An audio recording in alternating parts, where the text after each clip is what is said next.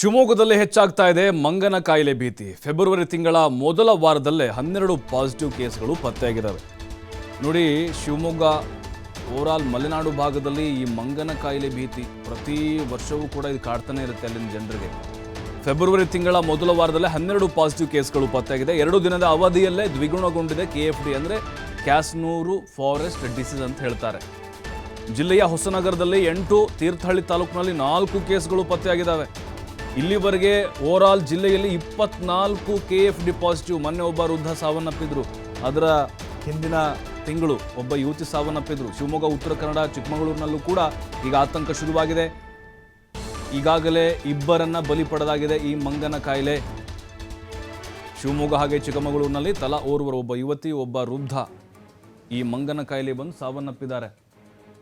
ಮಲೆನಾಡು ಭಾಗದಲ್ಲಿ ಮಾರುತಿಪುರ, ಮಳವಳ್ಳಿ, ಕೇಶವಾಪುರ, ಹೊಸಕೆರೆ, ಉಜ್ಜನಿಪುರ ಹಾಗೆ ಮಾವಿನಹಳ್ಳಿಯಲ್ಲಿ ತಲಾ 1 ಕೇಸಸ್ಗಳು ಪತ್ತೆಯಾಗಿದೆ. ಉಳಿದಂತೆ ಹೊಸನಗರದ ಸಂಪೆಕಟ್ಟೆ ಅಂತಿದೆ, ಅಲ್ಲಿ 2 ಕೇಸ್ಗಳು ಪತ್ತೆಯಾಗಿದೆ. ಈವರೆಗೆ 24 KFD ಪಾಸಿಟಿವ್ ಕೇಸ್ಗಳಿದೆ. ಹೊಸನಗರದ ಮಾರುತಿಪುರ ಗ್ರಾಮ ಪಂಚಾಯತಿ ವ್ಯಾಪ್ತಿಯಲ್ಲಿ 6 ಕೇಸಸ್ಗಳಿದ್ದಾವೆ. ಇದನ್ನು ಕೇರ್ಲೆಸ್ ಮಾಡೋದು ಬೇಡ. ಜಿಲ್ಲಾ ವೈದ್ಯಾಧಿಕಾರಿಗಳು, ಜಿಲ್ಲಾಡಳಿತ ಇದಕ್ಕೆ ಕ್ರಮವನ್ನು ತೆಗೆದುಕೊಳ್ತಾ ಇದೆ. ನಾವು ನೋಡಿದ್ದೇವೆ, ತೆಗೆದುಕೊಳ್ತಾ ಇದೆ. ಆದರೆ ಇದನ್ನು ಇನ್ನು ತೀವ್ರಗತಿಯಲ್ಲಿ ಆಗಬೇಕು. ಅದರ ಲಕ್ಷಣಗಳೇನು, ಪರಿಣಾಮ ಏನು, ಜನರಿಗೆ ಅವೇರ್ನೆಸ್ ಮೂಡಿಸಬೇಕು. ಅಥವಾ ಈ ಮಂಗಗಳಿಂದ ಇದೇನಾಗುತ್ತೆ ಅಂತ ಹೇಳಿದ್ರೆ, ಮಂಗಗಳು ಸತ್ತ ಮೇಲೆ ಆ ಮಂಗನ ದೇಹದಿಂದ ಉಣ್ಣೆಗಳು ಅಂತ ಹೇಳ್ತೀವಿ ನಾವು, ಅದು ಉದುರಿ ಬೀಳುತ್ತೆ. ಅದು ಬಿದ್ದು ಆಮೇಲೆ ಅದು ಸೋಂಕಾಗಿ ಹರಡುತ್ತೆ. ಆ ಉಣ್ಣೆ ಮನುಷ್ಯರ ಮೇಲೆ ಕೂತ್ಕೊಂಡ್ರೆ ಅದು ಸೋಂಕು ಸ್ಪ್ರೆಡ್ ಆಗುತ್ತೆ. ಈ ರೀತಿಯಾಗಿ ಅಥವಾ ದನಕರುಗಳಿಗೆ ಬಂದು ಅವರಿಂದ ಮನುಷ್ಯರಿಗೆ ಬರುವಂಥ ಒಂದು ಸೋಂಕಿದು.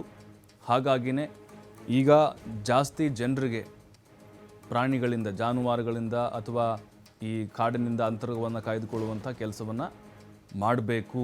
ಇದನ್ನು ಅಧಿಕಾರಿಗಳು ಜಾಗೃತಿ ಮೂಡಿಸಬೇಕು. ನಮ್ಮಲ್ಲಿ ಎಲ್ಲಿ ಮನುಷ್ಯರು ಪಾಸಿಟಿವ್ ಬಂದರು, ಎಲ್ಲಿ ಉಣ್ಣೆಗಳು ಪಾಸಿಟಿವ್ ಬಂದವು, ಎಲ್ಲಿ ಮಂಕಿ ಅಟಪ್ಸಿ ಪಾಸಿಟಿವ್ ಅದು ಹೈ ರಿಸ್ಕ್ ಇರೋಂಥ ಗುರುಸ್ಬಿಟ್ಟು ಆ ಬಾಧಿತ ಪ್ರದೇಶಕ್ಕೆ ಹೈ ರಿಸ್ಕ್ ಗ್ರೂಪ್ ಅಂತ ಕೇಳಿ ನಮ್ಮ ರೆಗ್ಯುಲರಾಗಿ ನಮ್ಮ IC ಆ್ಯಕ್ಟಿವಿಟೀಸ್ ಅಂದರೆ ಜನರಿಗೆ ಅರಿವು ಮೂಡಿಸೋ ಕಾರ್ಯಕ್ರಮ ಮತ್ತು ಜ್ವರ ನಿಯಂತ್ರಣಕ್ಕೆ ನಾವು ಏನೇನು ಫೀಲ್ಡ್ ಸರ್ವೆ ಮಾಡ್ತಾ ಬಂದಿದ್ದೇವೆ.